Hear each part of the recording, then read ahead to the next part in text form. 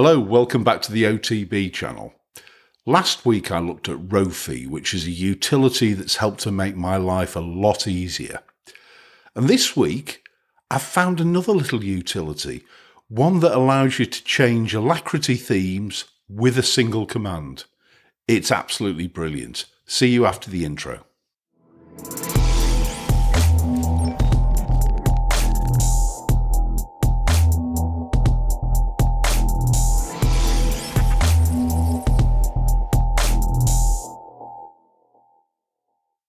Hello, welcome back.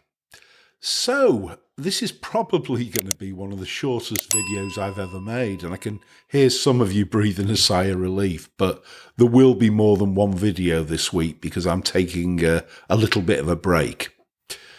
But what I want to look at today is a little utility that I came across while I was messing about with my Alacritty colour schemes. Now, many of you use Alacritty like me, and we use it because it's a really fast terminal. It's quite flexible in that you can apply themes relatively easy. The problem is the configuration file is really finicky. And if you just get the spacing wrong, it errors out. And it can be a little bit of a nightmare. I mean, I've got a couple of schemes in my config file and I can swap between them because I've attached anchors to them. But I've been trying to attach a third and a fourth theme because I like playing with different color schemes, and it's just erroring out all the time. So I got sick of it this week and I went looking to see if there's anything that could help. And I found a little program called alacritty-themes. So let's go straight to my desktop. You'll see that I've got two instances of Alacritty open on the desktop. The one on the right hand side has got the alacritty.yml file open, which is the config file. And I've got a couple of schemes defined, and you'll see where we're at, where it says schemes. Nord is the first scheme I've got defined, and it's the one that you can see now. It tends to have become my default theme for this machine, but I do play with other machines on my laptops, and I'm sort of warming to Grovebox and even Solarized Dark at the moment. But basically, you can see schemes there, Nord, and then I've defined an anchor at Nord. And if I move down, I've got a second scheme there, Grovebox. So if I wanted to change this over at the moment to Grovebox, I would just change that anchor from Nord to Grov and save that. And there you go. In fact, let me just do an LA, and you can see I've got Grovebox colors there. And if I wanted to change that back, all good. There we go. We're back on the Nord scheme. The problem is that as I've tried to add 3 or 4 schemes into this file, I've had terrible trouble with spacing and it errors out. You only have to get one thing slightly wrong with this, the spacing just slightly out. If I tried to save that, oh, it's actually worked this time. But normally, there you go, I'll get an error like that. Which isn't so bad when it's just a single line that you've got to do, but I even saw DT playing around, adding different color schemes in his Alacritty config, which he's doing as part of his DTOS system. And even he was having trouble with the spacing. So, yes, it works, but it's not ideal. So I thought, what can I do? So I went on Tinterweb as normal, and I came across this GitHub page with a package called alacritty-themes. And from what I can see, it seems to kind of use JavaScript, or partially use JavaScript, to allow you to do a change to your Alacritty config with a single command. You've got over 150 themes to choose from, and in fact, I'm just looking in the themes directory, and the list goes on and on and on. I mean, we've got Nord in there. There you go, Nord. We've got Grovebox. Have we got Grovebox?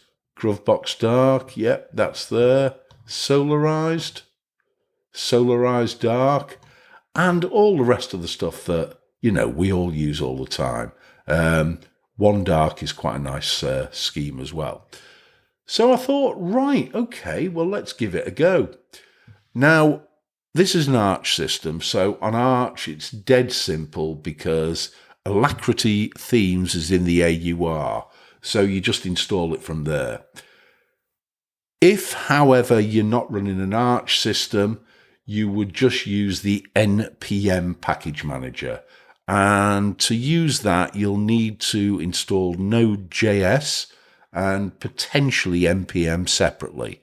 I tried it on my Slackware system, and I just had to install Node.js, and I was then able to use this npm command to install alacritty-themes.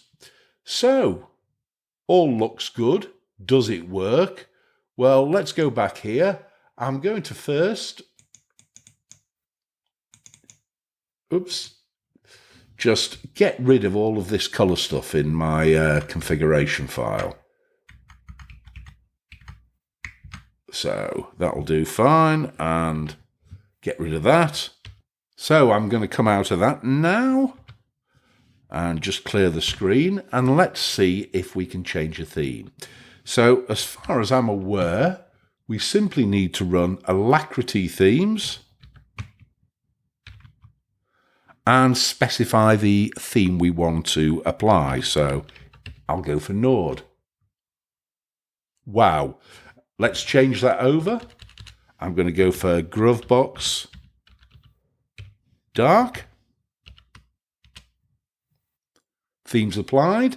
How about Solarized Dark? I know this is one of those that people are, it's what we'd call a Marmite theme. You either love it or you hate it. I'm warming to it on little laptops. I think it looks quite nice.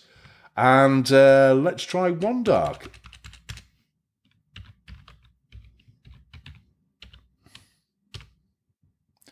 And again, the theme's applied. How easy is that? So you don't need to mess about putting different themes into your config file. You can just change them on the fly. What I really like as well, and I'm sure it's due to the JavaScript, you can simply run an alacritty-themes on its own, and it gives you a little drop-down list of themes that you can try. So you can see there, ooh, that's a bit bright on the eyes. And you can literally just go through the list until you find one that you like. I don't know who likes these light themes. I can't stand them. But you can see what you can do. I think that's absolutely brilliant. What I am going to do, though, I'm going to change this back to Nord for now, because my eyes are starting to go with all that brightness.